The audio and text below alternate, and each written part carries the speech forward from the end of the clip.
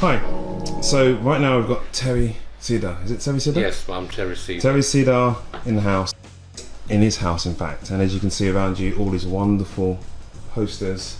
Which pretty much tell a lot about Terry. And he'll tell you all about himself anyway as we proceed with this interview. So Terry, first and foremost, I'm going to ask you a question. First question. Okay? Okay. Apart from the obvious, is there anything else that drew you to the love of music?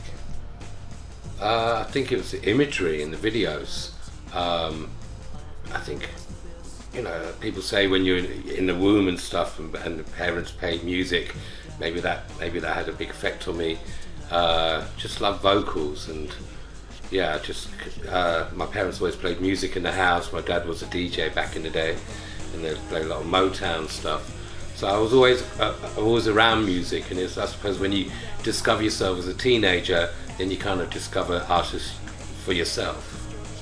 Well, I've noticed that you live in Nottinghil Gate. Yes.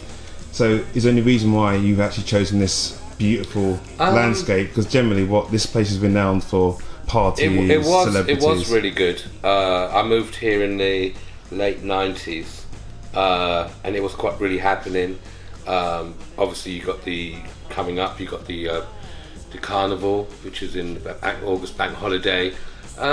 Just always liked West London really, and moved from Northwest London to here, and always liked West London. And it's why? Because it's absolutely there's a great gorgeous vibe. I mean, there's still a vibe. It was much better in the 80s and 90s in Portobello Road and Nottinghil Gate and Ladbroke Grove. Not really much to do now, but there's still a vibe. You go to Portobello on a Friday, Saturday, Sunday, especially Saturday, it's packed, and there's still a vibe. And I've always liked West London as well, and they're so much rich with history, with music as well. Jimi Hendrix lives here, and so many artists, and so many, the Tabernacle's a local centre in Talbot Road. And that's you've had the Rolling Stones perform there back in the day. It's rich with so much history, West London, for music. Fantastic. What about the club Subterranean? Do you remember that club? That's still going. They've reopened it. I used to go on rotation on a Friday night, and they used to play some brilliant R&B. And Subterranean is a fantastic club in Ladbroke Grove. It's reopened again, and people like Eminem would make their first UK appearance, London appearance there, and beautiful venue. But that's again one of the things. Like I've noticed you on Facebook, but prior to that, obviously I've seen you at loads of venues and stuff, at loads of gigs and whatever. And I just thought, what, this guy really loves his stuff. He loves music. There's something about your love of music that brings in my mind. I just think about Nottinghil Gate, what it was like, and the gigs and the bands and the band battles. Before Oasis and whatever were doing whatever they were doing. And during that time, in fact. That's what it was like here, and so there's something wonderful there. It just kind of reminisce when I see you especially on Facebook talking about music and things like that. And I thought I've got to get this guy in an interview. I was excited to come here.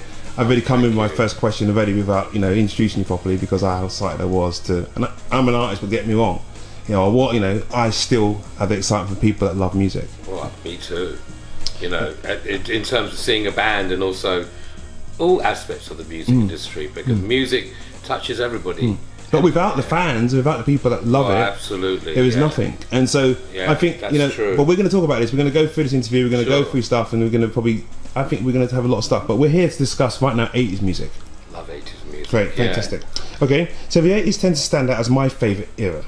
Yeah. There seems to be an honesty about that period, but I don't see any more. Can you help our listeners understand what makes it so special? I think first of all, it's the incredible music.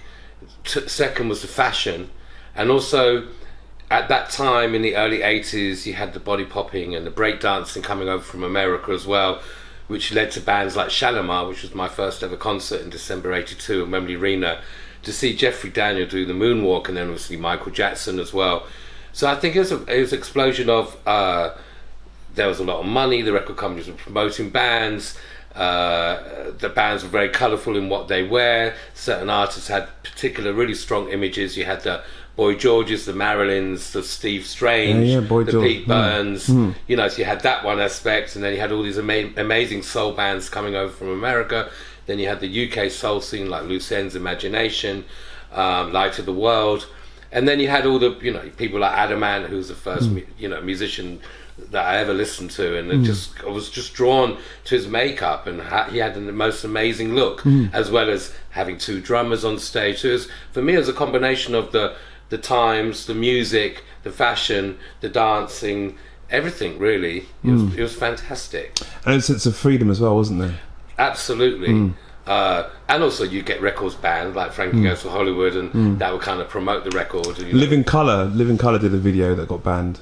Did they really? Yeah, they did a Buy. It was called Buy, I think it was. That was.